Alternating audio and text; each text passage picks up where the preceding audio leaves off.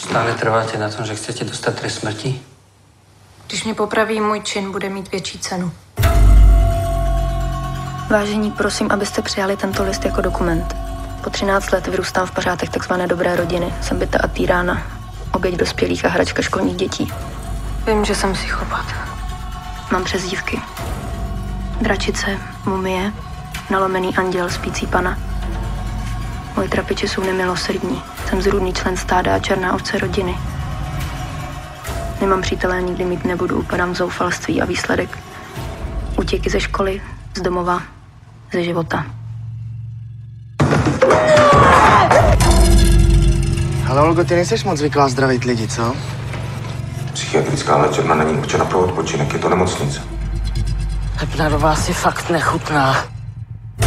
Pořád mlčíš. Vidím, jak se oblíkáš, pořád nosíš kalhoty. Celá umaštěná, smrdíš olejem. Terapie není krátkodobá záležitost. A čum. Na sebevraždu musíš mít pevnou vůli, holčičko.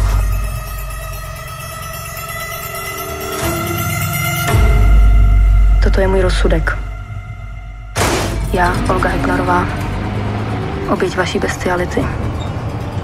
Odsuzuji vás k trestu smrti přejetím a prohlašuji, že za můj život je x lidí málo. Děkuji. V Praze 1973. Olga Hepnarová.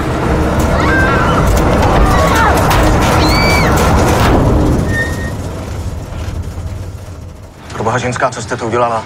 Vám selhaly brzdy nebo co? Vy jste za volantem usnula? Ne.